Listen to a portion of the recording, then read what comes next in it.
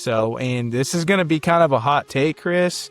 Troy, do not play, Troy. They play OU this year. Come on, okay? Man, no. I've been telling people at work, OU fans, I'm like, hey, I know this is supposed to be a cakewalk for them, and this is supposed to be a game that they just get work in, you know what I mean? But this is one game that they need to be careful with, because if Troy, their entire team is healthy going into that game, it's gonna be a tough matchup for them. Dude. So.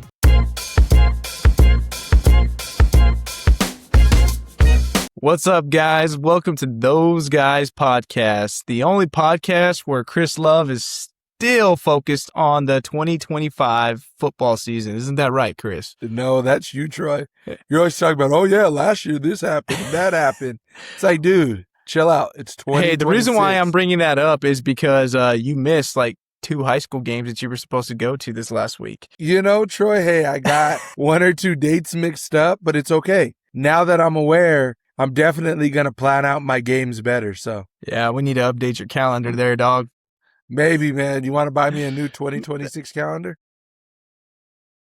Guys, but for real, we want to be sure to say thank you guys for everyone for tuning in. This is going to be our 1-year anniversary actually posting these videos and building it up a little bit. So we just want to say thank you guys for supporting us, and it has been fun.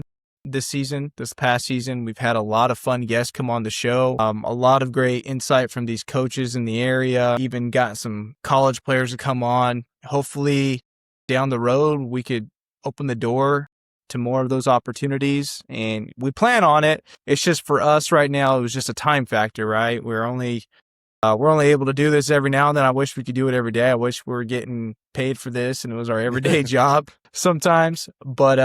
But yeah, no, it has been great. It has been fun. We've enjoyed it. So keep tuning in, keep liking, keep subscribing, keep sharing the videos, keep watching, keep showing your friends, because the more engagements that we get on it helps us in the long run. Definitely, Troy. And just echoing what you said, we're very appreciative of all of the support, everybody that tunes in, whether it's watching the full-length podcast or even just following our social media presence. We appreciate you. We know that we have great subscribers, great people that really tune into our show, and everything we got going on. So thank you. We're officially kicking off season 2 of Those Guys Podcast.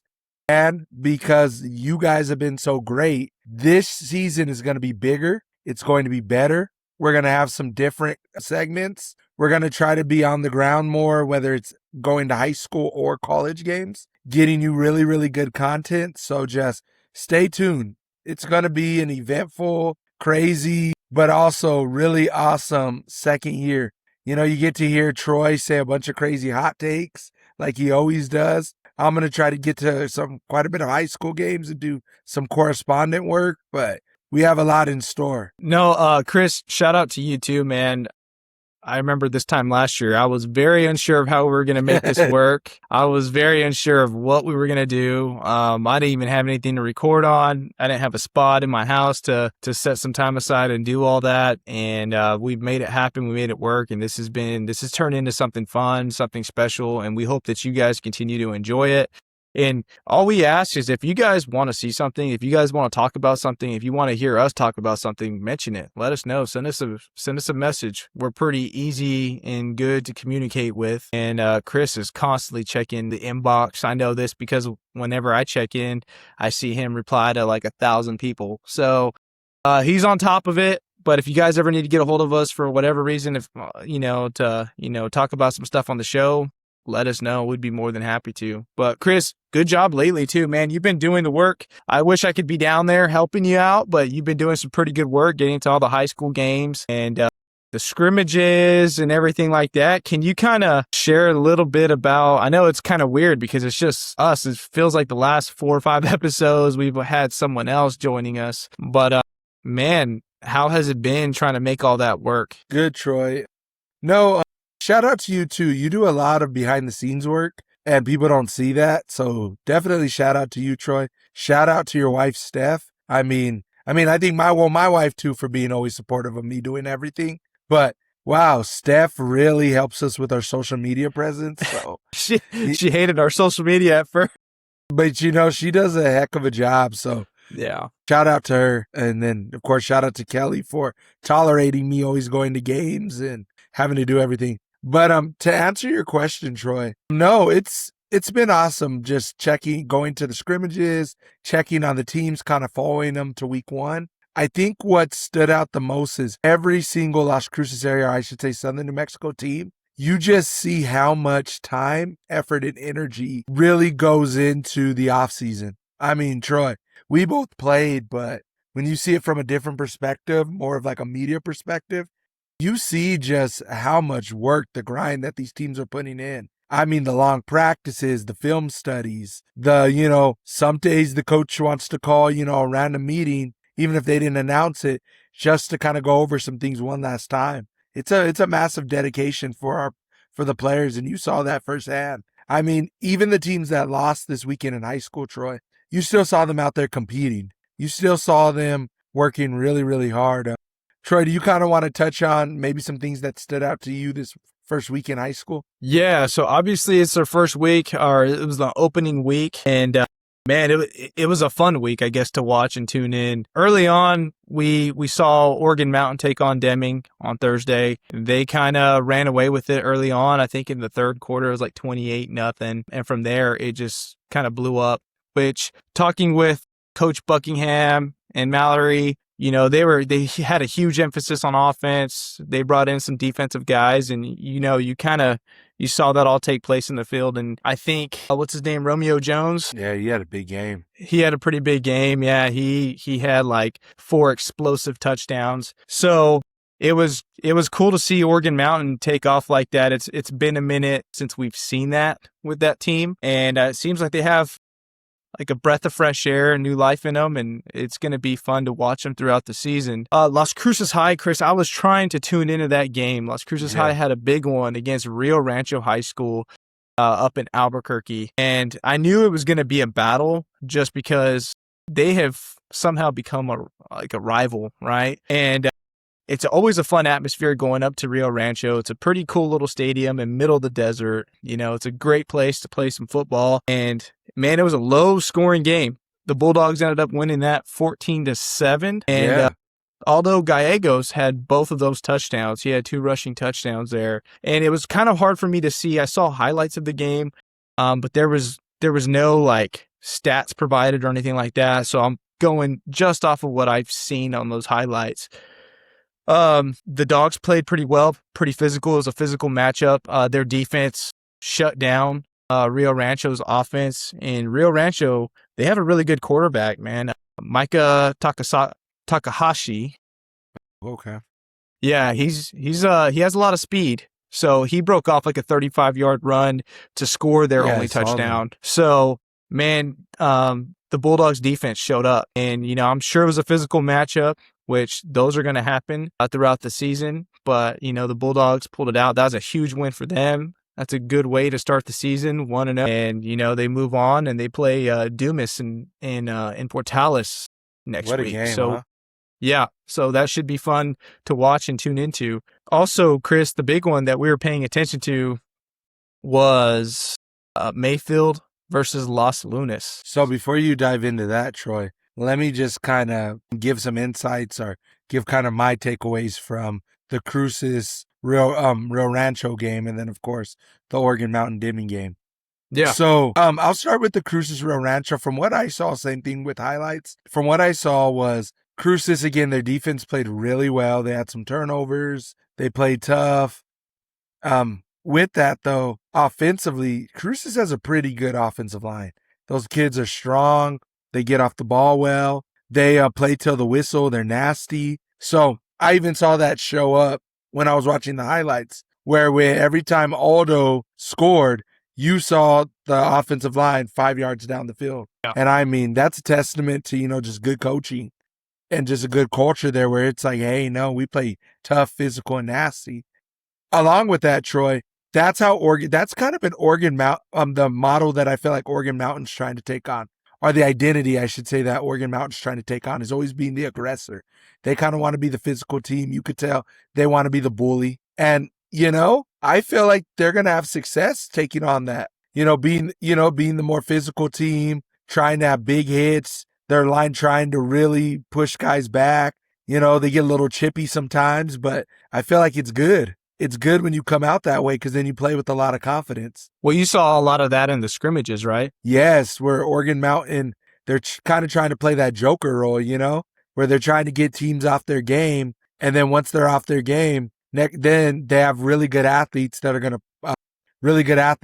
going to cause turnovers, some athletes at the defensive tackle and linebacker position that get in the backfield quickly.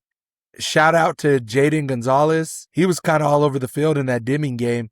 Not only did he have a kick return, he had a couple, I don't know if he scored, but I know he had a couple handoffs, and he did a pretty good job with that. Plus, you see him on defense, Troy. He's flying to the ball.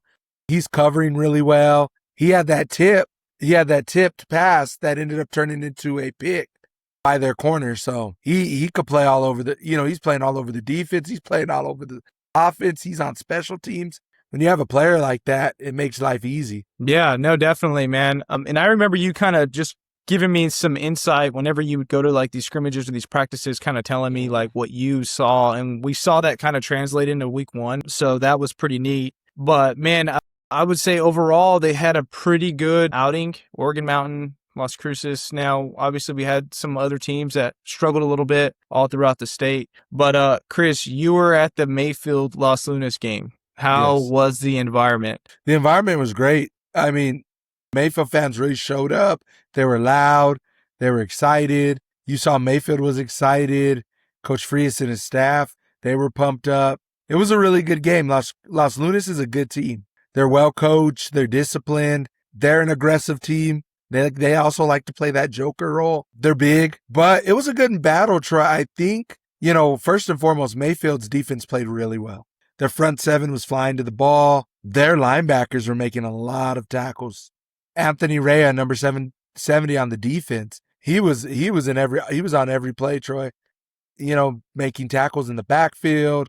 I think he was on a few sacks. He caused a big forced fumble when Las Lunas had an opportunity to score. So shout out to the Coach White and that defensive staff. Hey, he wasn't playing whenever he told us that his defense was going to get after it, man. He was not playing when he came on the show and told us that. He was not playing games, Troy. So at all. So they got after it. But honestly, I saw some good things from the offense too. When they were clicking, they moved the ball. They scored a couple of times. So there was some good stuff. But also, and I'm sure Coach Frias, he's really going to emphasize this. And, he'll clean it up. He's a great coach. He'll clean it up. But yeah, the offensive line could have been better. Watching them play, they kind of stood straight up. They weren't quick off the ball. I don't think it's nothing dealing with like talent or anything like that. It's a talented bunch. I just think first game jitters. And I think you saw that not just with the offensive line, but just there were some drop passes. The special teams gave up a kick return the first play of the game. So I think it was just first game jitters. And Mayfield, they're going to figure it out, Troy. They're a good team. They're a talented team. It's not, I don't think it's any big, like you have to hit the panic button gaps or mistakes with the team. I think it's just these little things that as the team gets more comfortable with each other and Coach Frias just continues to have time to build them, they're going to catch fire. They may start slow because they have Oregon Mountain coming up week 2, and then they have Cruces coming up week 3. So 2 local rivals. Everybody, of course, knows the significance of the Mayfield Cruces game. But now in the city, Troy, they're talking about they're calling it the New Era game, which is the Mayfield versus Oregon Mountain game. That's literally what the name it's getting, the New Era game. They've kind of had a little chippy relationship, and there's a nice little rivalry brewing between those two teams. So next week should be a fun one. I feel like Mayfield's going to look better. I want to say Oregon Mountain, from how they looked week 1, they might have the advantage, but it's a razor thin. I think it might be a toss up. Chris, so before I kind of dive into my take, I got to kind of, highlight the fact that I feel like excitement around the area of, football, high school football, is growing. I Yeah, think absolutely. Mayfield had a great turnout. I think there was a lot of people at the Field of Dreams, especially for the home opener. A lot of people are excited, new brand of Mayfield football, new coaching staff. But if you look all throughout the state, I saw some highlights of like the El Dorado, La Cueva game. And I mean, those guys, the stadiums were packed with people. And same with Rio Rancho. I was in contact with Las Cruces' Bulldog football's social media pages, and they were sending me photos of like the Rio Rancho crowd and stuff. Las Cruces traveled well. Rio Rancho had a great crowd. So, man, the excitement is still there. Troy, real quick, you know who had an excellent traveling crowd? Organ Mountain. They showed up and showed out in Deming. Really? Yeah, I saw the visitor side. I'm like, Yeah. man, I don't know if Deming had more fans or if Oregon had more fans. And I think Oregon actually had more fans. Wow. That's crazy. That's awesome, man. I Yeah. didn't really pay attention to that. But no, man, it's cool to see people starting to enjoy this again, right? And continue that support. So I know people showed out for Mayfield, and just because the outcome wasn't what they wanted, you got to continue to support throughout the season.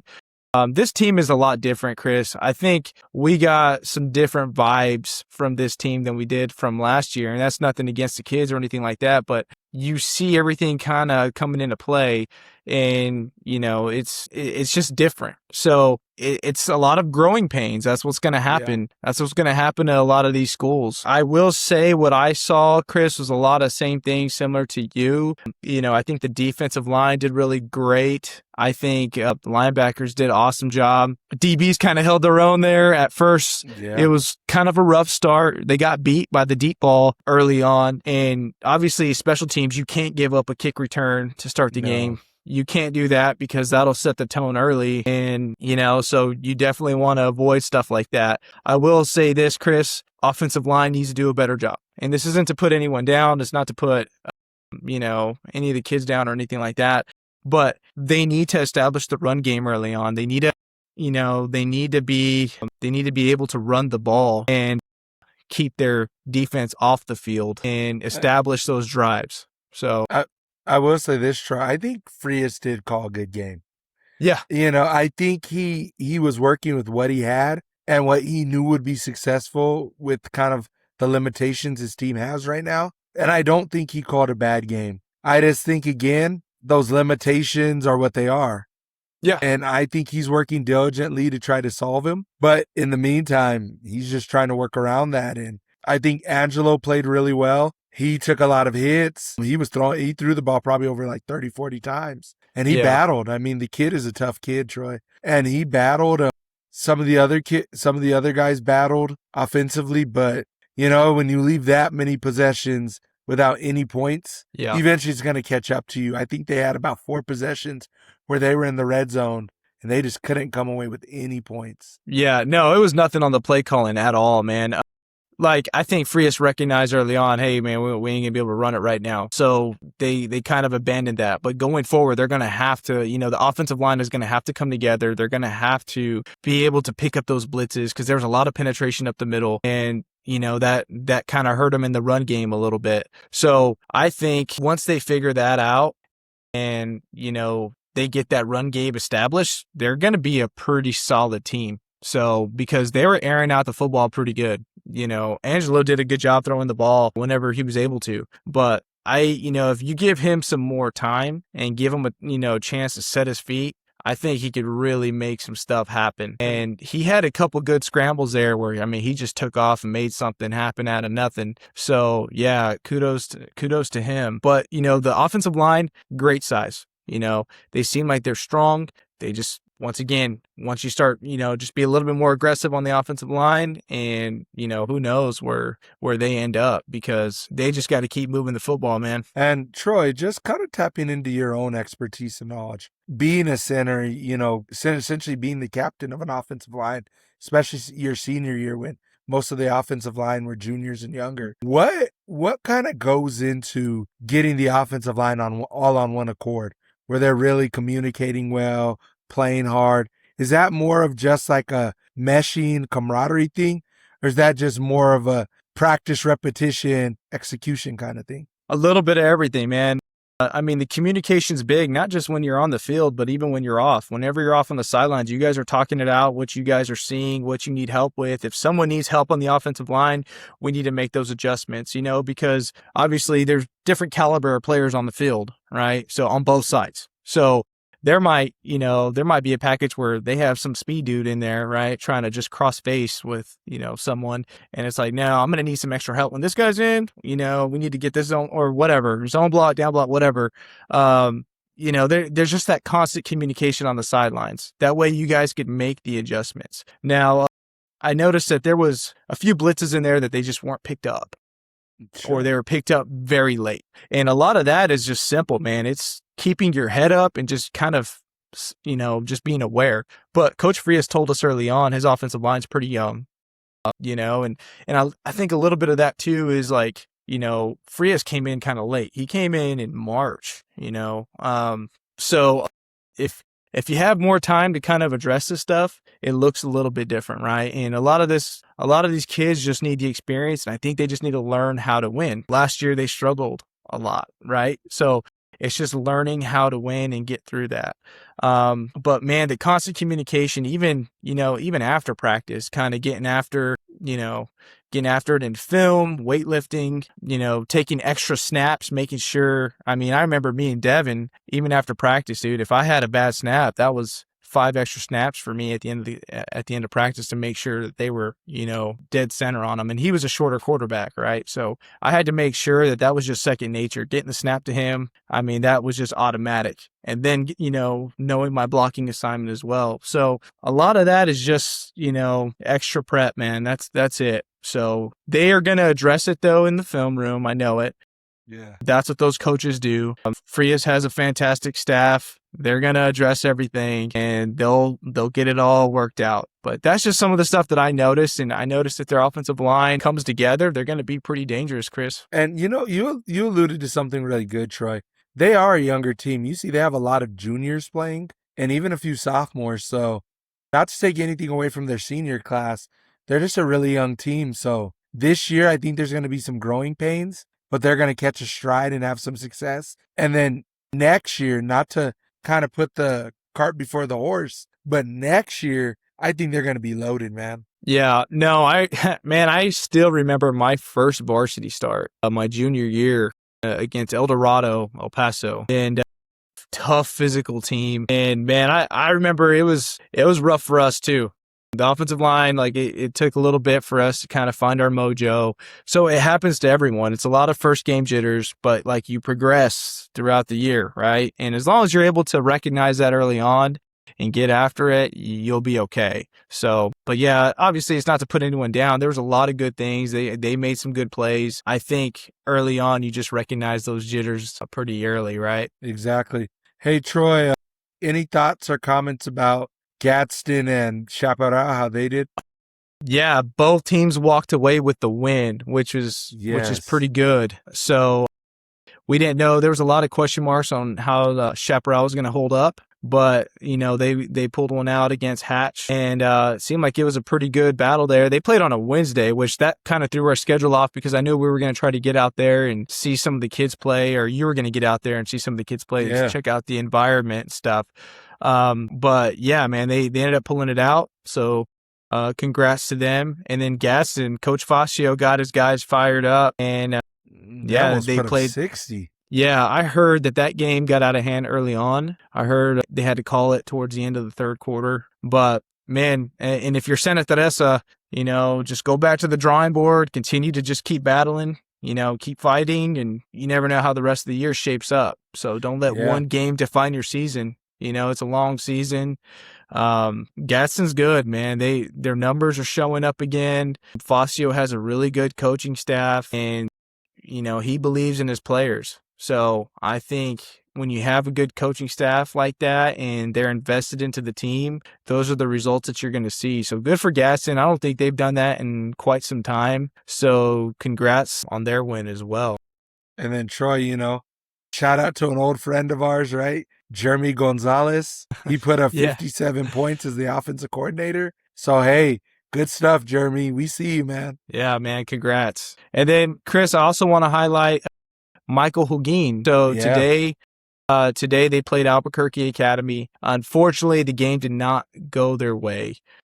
They lost 40-12, but they kept it close up until the third quarter. Now, man, it's his first ever game as a head coach. So, and it's a tough business for those guys. So, man, congrats to him making his head coaching debut. And I know that Manzano's in good hands. I know this is obviously it's growing pains like we've talked about. And man, I just want to highlight things that he's doing because he really believes in his team. I know he's bringing Jacob Benegas' crew up there from Las Cruces to help them with their strength and conditioning program. He was another late hire. So when you are a late hire like that, you're behind everything because, off-season workouts start in January. You got to get that going quick, right? So anytime that you're walking into a new program and, I don't care if you're Mallory, Frias, Michael Hugin, any of those guys walking into a new program like that, it's tough to get everything established right away, especially your first year. Now, there's just been a lot of good things happening with these teams, with these first-year coaches, and they're going to continue their success. Same with Coach Lopez. He's always going to have his team fired up, ready to play, and he's going to have a couple of those grind-them-out games. But, man, one thing about the Bulldogs, they will show up, and they're going to play. And play hard. Same with Coach Ocampo, Chris. So, man, Centennial opened up the season with the defending state champs, right? Cleveland High School. And what we know about Cleveland High School is they constantly reload all the time. They do. And they are so well coached. They have plenty of talent all across the board. And, man, that is a tough way to open up your season, especially after a year where you lost a lot of people, right? So they lost, I think they ended up losing 35-7 or something like that. I think 34-7, Troy. But man, they were hanging in there. They were battling. I will say this, they were battling, but I think once again, you have a younger team, so they just got to learn how to win. And if I know something about Coach Ocampo, who was also on our show, he's pretty resilient. So he's going to go back to the drawing board if he's not already there tonight, and he's going to be trying to, figure something out. He's going to get his players in the best position possible to win. And Centennial, don't write them out or write them off, man. They're going to be right back in it, grinding it out. Definitely. And no, you said it best, Troy. Coach Ocampo, he's an elite strategist. If he has to go back to the drawing board on a few things, he will, but he's going to get his guy to play. He's going to get his guys to play hard. And he's going to scheme up better than most coaches in the whole state, right? So they're in good hands. They're going to be fine. I just think when you're playing a team as dominant as Cleveland, you have to have your perfect game plus more. Everything it basically has to go your way, especially having to go up there to Rio Rancho. Centennial was already at a disadvantage because, like you said, Troy, they're a little younger this year. Their offense and defensive line's a little smaller. And you're going to get a team, like you said, that always retools, always has guys come in. Plus, Cleveland was able to land some big-time players in the transfer portal this year. Yeah. Anime A gave that one-time transfer, and they landed some good kids in the transfer portal. So if you're not playing your perfect game and some things don't go your way right away, it's tough. Yeah, no, definitely, man. Cleveland, and they're just one of those schools that if you're kicking your season off with them, it's going to be a tough matchup. So, which is why I think even Las Cruces, Rio Rancho was such a low scoring game, man. It was such a physical game. If I was there watching it, I'm pretty sure we would have seen some pretty solid football being played. But you know what? Kudos to these programs, Trey. Even kudos to Centennial, kudos to Mayfield, because, when their athletic directors are, powers that be that help create the schedule, they could easily play a 2A team or a 3A team and, kind of beat up on them, right? Yeah. And not to say there's anything wrong, but they both chose to play really, really tough teams in their division right away. Or not division, but in their classification right away, right? So Los Lunes, from what I remember, they finished in the top 4 last year. So they're a tough team. They were 8-4, and then Mayfield was 2-9. See, so to play them right away, that's a big game. And Then you look at Centennial to play the returning defending champs. That says a lot about what you want out of your team. You're like, hey, we'll take our licks early, and then we'll use this as a measuring stick on where we need to go. Yeah. Yeah. And man, that could benefit you in the long run, right? So, but man, no, I know those guys are chomping at the bit to get on the field again. And Chris, I think next week, we're going to see a lot of growth from a lot of these teams. And I think we'll even have a better idea of how things are going to shape up or how they're going to look, right? So Mayfield and Oregon Mountain, they're going to go at it. That's going to be an awesome game to watch, so make sure to pack the stadium for that. And then I believe Cruces is going to be in Dumas, or they're going to they're going to meet at a neutral site in Portales and play that at Eastern New Mexico University. And man, that'll be a good test for them as well, because Dumas was also a playoff team in Texas last year. So it's going to be a physical matchup for them. And then I believe Centennial, they got Andreas in El Paso. I don't know if it's home or in El Paso. Let me confirm that, Troy. So, yeah, Troy. So they have Andres in El Paso, and they're always a really good team. Yeah. Tough team. And then after that, they have 5A's dominant program, Artesia. Yeah. So Centennial's coming off the rip with very difficult opponents. Yeah. No, definitely. And Artesia's definitely hungry too. They lost to one of their rivals this past weekend, Carlsbad. So they lost 20-13. And but once again, physical football, man, out there being played in Eastern New Mexico. So once again, Artesia's one of those programs, they will hang around the entire year, and they will probably make it far in the playoffs. And I feel like Coach Maupin, he's been there, done that, right? Mm-hmm. This man has won a state championship with Artesia, so I don't think he's too worried. I think he knows what his team could be, and he knows by the end of the season they're going to be ready to go. Yeah. Yeah, no, I agree with you, Chris. So, but yeah, no, there's some good football being played, and I'm excited. I was having fun watching, the Mayfield game last night. I was trying to tune into like 3 different games, but man, I wish there was a better system in place where we can keep track of that a little bit better. Exactly. But I like to watch stuff play by play, that way I could really like dissect it. But man, it was a fun first week, and congrats to all those first year head coaches and, all those coaches taking over new programs. Congrats to you guys. You guys are doing a fantastic job. We're just excited to see these teams grow and and progress throughout the year. Exactly. It's exciting. I think, Troy, that's going to be the best part of this season, is just watching their progression, right? Yeah. Yeah, absolutely, man. Expect big things from Mayfield. Like I said, I know they're going back to work this week, and really every team, down there. Centennial, Coach Ocampo's going to have those guys ready to work Monday morning, and, it should be a fun week. Exactly. I'm excited. So I'll be at Oregon Mountain versus Mayfield next week. So again, come out, support. It's going to be a big game. It's going to be an entertaining game. There's a lot of storylines. So that's another one where if you're in Cruces, go to the Field of Dreams. Troy, I believe it's Friday, 7:00? Yeah. So Friday night. 7. Troy, and you know this, man. There's nothing better than Friday night lights at the Field of Dreams. Yeah, I agree. Like, so back in high school, Troy, was there anywhere else you wanted to be? No, there ain't nothing going on at Cruces. Nothing good, at least.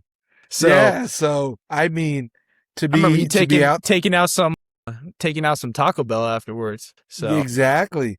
But no, man, just going to the game, the atmosphere, the bands, the excitement, it's amazing.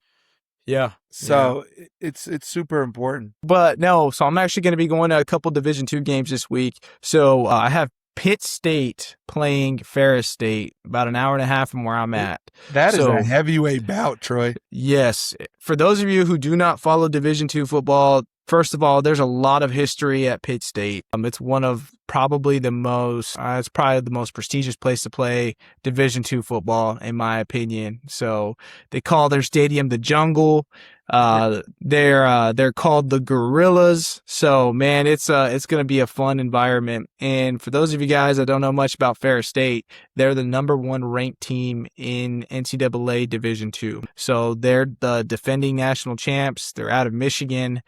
So it's going to be a pretty heavyweight matchup, and I'm pretty excited to check that game out. I've never seen the game over there at Pitt State, so I think it'll be pretty fun.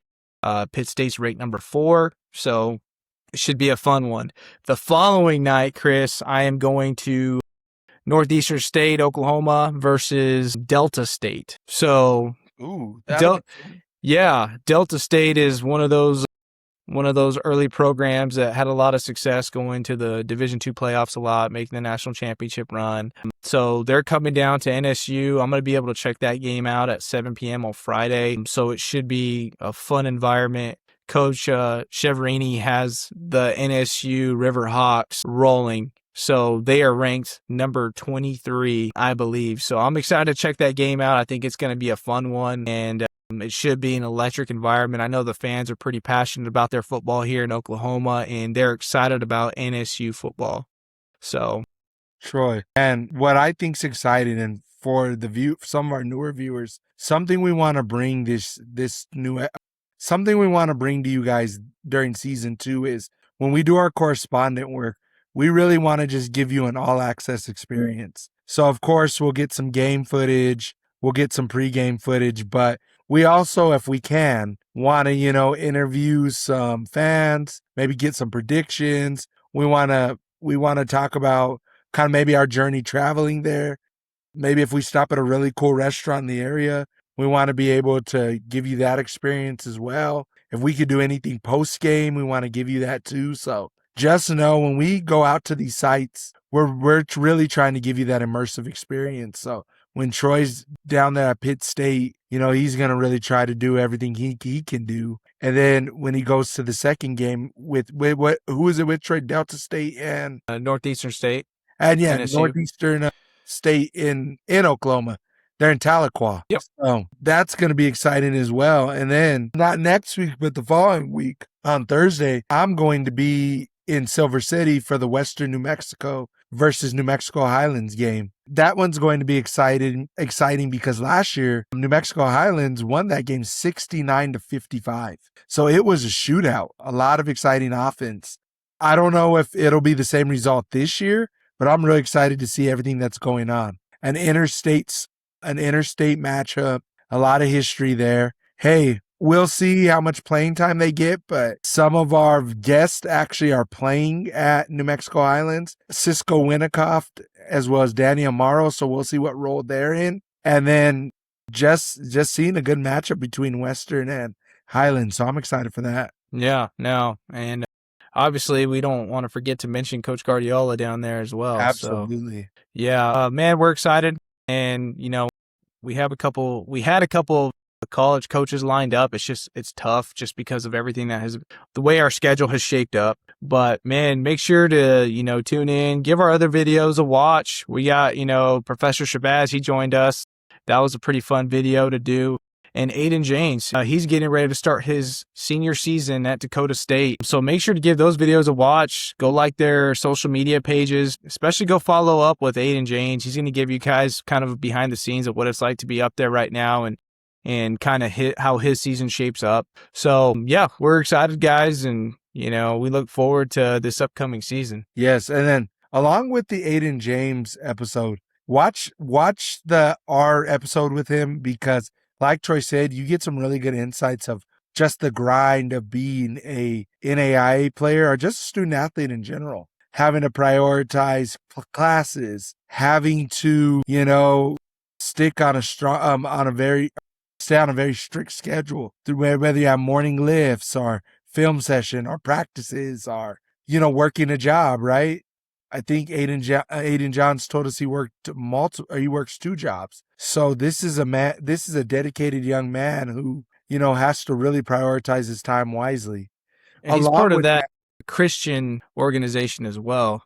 He So, does. Yeah, I think he's a leader in that. So, yeah. wow, great time management. Along with that, if you follow Aiden Johns, he has a really good segment going on where he does a day in the life on his Instagram account. And that's really neat because you get kind of like a day by day, play by play of the grind of a student athlete. So, well, guys, make sure to tune in throughout the week, and we look forward to bringing you guys some more content, college and high school. So it's going to be a fun, packed week. I know Chris and I have definitely a busy schedule coming up. Definitely. So, kind of switching gears, Troy, who are some coaches that are on your radar to start the season? Obviously, Chris, I brought up Coach Eck multiple times throughout this podcast. I think he's one that you want to definitely follow up with. And I think University of New Mexico, they're going to have a pretty big year this year.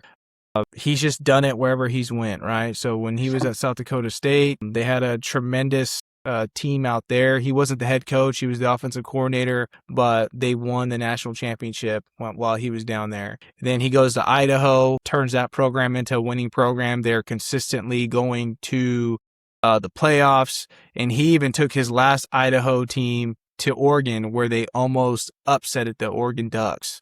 So man, he's been at UNM for 1 year, completely turned around that program, took him to a bowl game. They almost beat Minnesota. They lost in overtime, but I would expect big things for them this year, Chris, if I'm being honest. So, and this is going to be kind of a hot take, Chris. Troy, do not play Troy. They play OU this year. Come on, okay? Man, no. I've been telling people at work, OU fans, I'm like, hey, I know this is supposed to be a cakewalk for them, and this is supposed to be a game that they just get work in, you know what I mean? But this is one game that they need to be careful with, because if their entire team is healthy going into that game, it's gonna be a tough matchup for them. Dude, so Troy, I'm man. calling it right now, Chris. I'm putting OU on upset alert that week. Troy, I'm calling it, Chris. I'm putting OU on upset alert, man. If they're not ready to play, it's not going to go their way. Hey, I know people have been getting sick lately. Are you sick, Troy? Like, are you running a high fever? Hey, man, I'm just saying, Coach Eck knows how to get his teams ready to play, Chris. I don't disagree with that. He's a really great coach, or he's a really good coach. Heck of a coach, actually. His guys are always ready to play. His defense flies around. So I agree with that, Troy.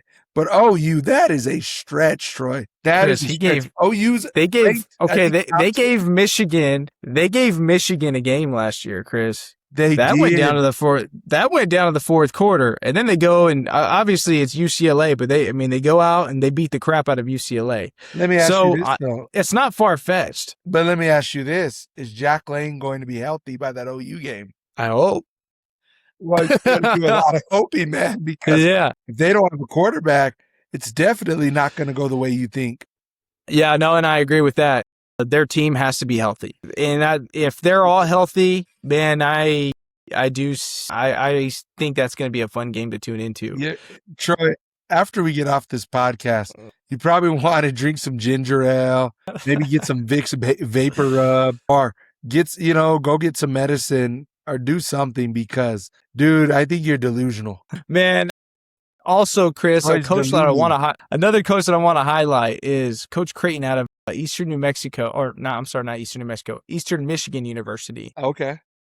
The reason why I say this is because Eastern Michigan, they've always been a team that has struggled, and Coach Creighton, he's been there for probably, I think he's going on around 8 seasons there, if I'm not mistaken. But he has consistently took this program to a bowl game. Right.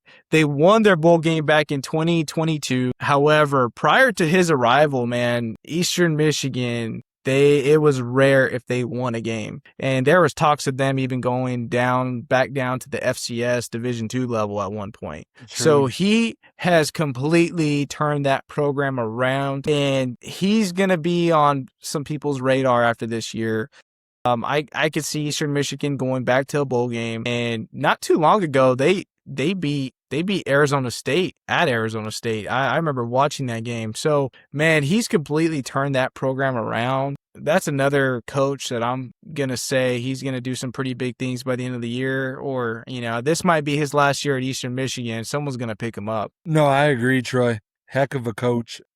For me, I'll start with Matt Campbell. Matt Campbell, he's come from Iowa State. He's taking over that Penn State program. I really like his coaching style. I really like how he's kind of a raw coach, but at the same time, he's no nonsense. So, if you're going to be in his program, you have to play hard. I think he's going to bring kind of that grit and edge back to Penn State that they've been lacking. Because I feel like Penn State every year, they're kind of in the mix, right? Where it looks like they could finish, top 3, top 4. And then they lose. They have a very bad loss to a rival. Then they get knocked out of contention, or they make it to the playoff, and then they have some bluster thing happen, and next thing you know, they get knocked out. So I don't know. I just feel like Matt Campbell's going to have success because he's going to bring an edge to that team. Another coach that I'm going to follow this year is Spencer Dennison at Boise State. He's had a 24-8 record over the past 3 seasons. He's won the Mountain West 3 years in a row. And then in 2024, he made the playoffs. Of course, that was the year they had Heisman runner-up Ashton Jeanty. So, they ran the ball extremely well that year, had a great offensive line. But no, he's a good coach. And they actually lost to Penn State that year too. Yeah, in the playoffs. See, Penn State got 1 win, but again, to a Mountain West team. Nonetheless, though, Troy, is this the year, though, Spencer Dennison can make it far with his team? Because they look good during the regular season. They win the Mountain West, but they kind of fizzle out. Yeah, I don't think the Pac-12 is as sexy as it once was, right? I do think it's basically just like another Mountain West conference, if I'm being honest. I could definitely see Boise State winning the Pac-12 this year and maybe, making the playoffs. But I don't know how far they take it, right? Right off the bat, I think the first week is going to say a lot because they have Oregon at Oregon. Oh, yeah, that's Now, Chris, I don't know about you, but when I fell in love with college football is when I saw LeGarrette Blount and, kind of get into it with Byron Hout. And the famous punch, right? I was just like, whoa, man, college football is so cool. So Oregon has a history with Boise State. It is a rivalry game, and it does go back and forth a lot. So, man, who knows? Who knows what happens with that game, right? If Boise State comes out and wins. Please tell me you're more level-headed with that matchup. Please tell me you're actually going to say the logical thing. I think Oregon's going to win. Thank you. But I'm just saying. Medicine? Is that what it is now? Honestly, though, but like what I'm saying is I wouldn't be surprised to see Boise State win it either. Come on, man. I think Oregon is a good team. Troy. You were doing good. Why do you do this? I'm just because I don't write off rivalry games. I don't. I'm not writing it off, but still, Oregon, top to bottom, has huge advantages against Boise State. Chris, you also told me Diego Pavia wasn't going to do anything at Vandy, so. When did I say that? When did I say that? No, I'm just joking. I heard it from a lot of other people but you. But here we go. Lies. But you probably mentioned something like that to me. You probably thought I was crazy. Here we go with the hyperbole, Troy. Here we go with the hyperbole. But no, Chris, what I'm saying is, Oregon is the better team on paper. They are. And I just think, Boise State, that's just one of those games that you just never know. So, Troy, I have a new nickname for you. It's Skip Honeycutt. I know. Hey, okay, wait. No, time out.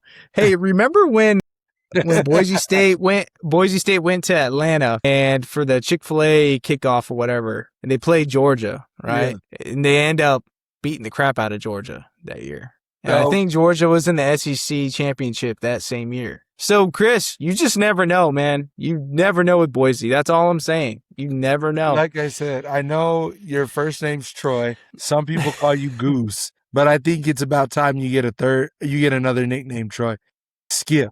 Because you're doing a lot of Skip Bayless type of analysis right now, Troy.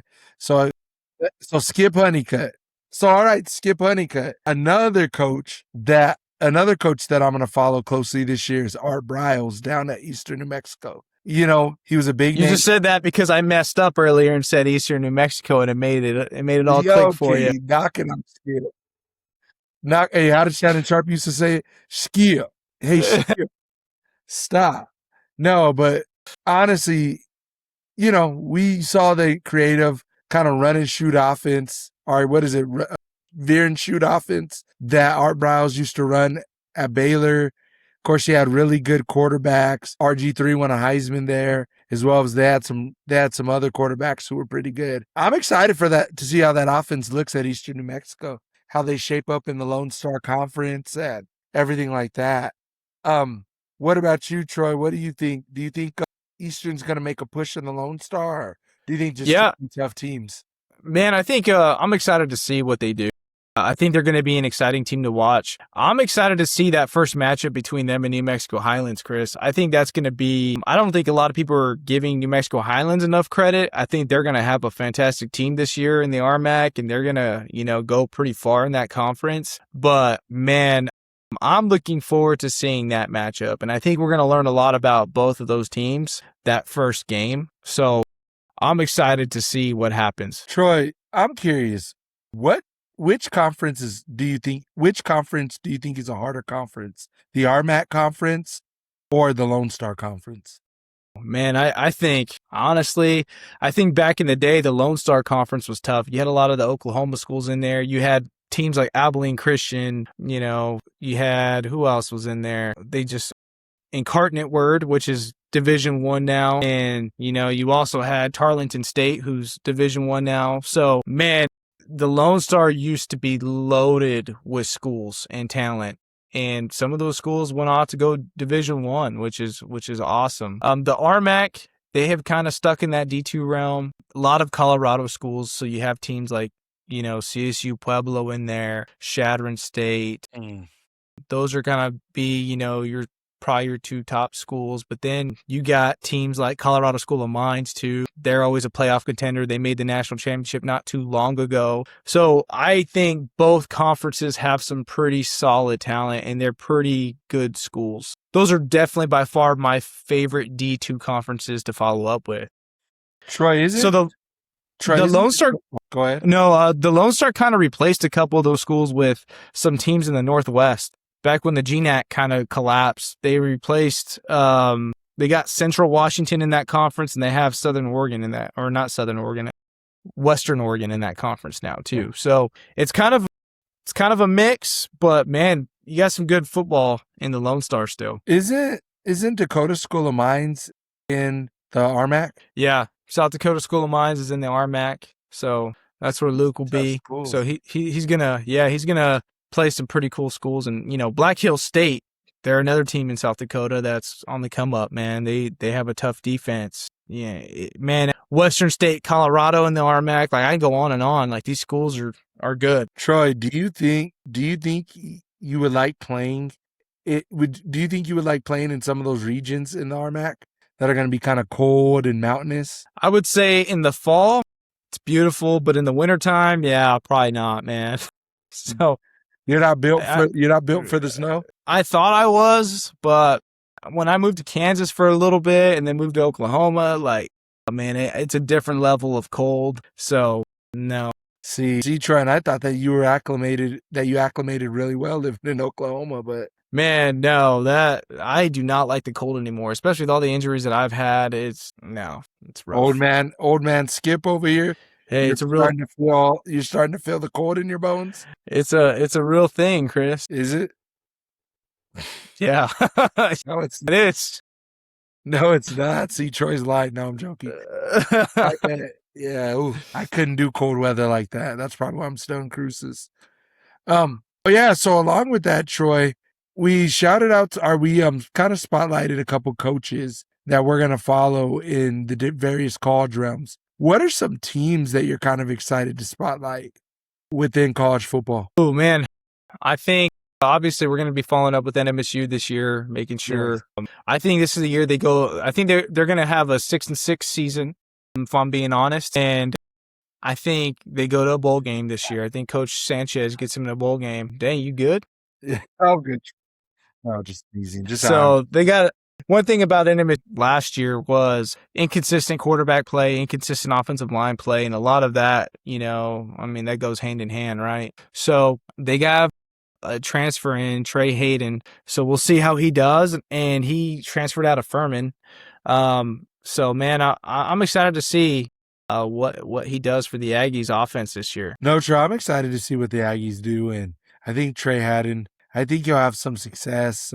I'm curious to see how the offensive line plays. That will definitely let us know week one. They had a couple of transfers for their Yes. offensive line. So I'm excited to see what the transfer portal looks. So, or how the transfer portal helped them out. Exactly. No, I think they're gonna do well, Troy. Same as you, maybe 6-6, get to a bowl game and then build from there. I'm also excited to kind of follow UTEP this year. Another year under Scotty Walden, and they have some interesting pieces out there, so they should be an entertaining group. Yeah, man. I want to see what UTEP now.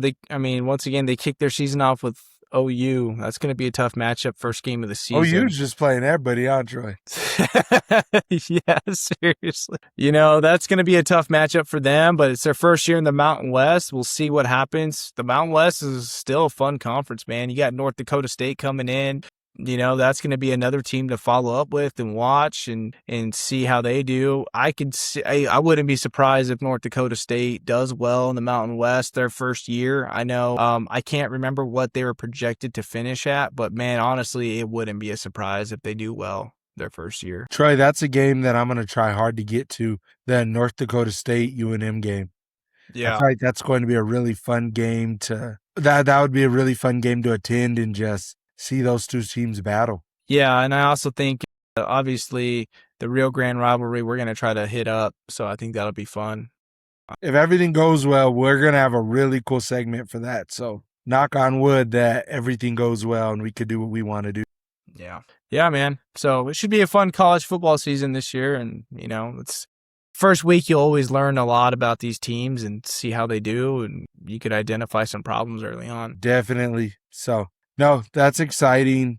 Kind of, Troy, as we wind down this show, a couple of takeaways from just this season, right? Season 1. What's your favorite memory or memories from season 1? Probably whenever we were filming our first episode and I had Micah, who's my son. He, for those of you guys who don't know, but he comes in the room and just sits on my lap with his headphones and he's just staring at the camera. I mean, I didn't know what to do at that point. I was like, I guess the show goes on, right?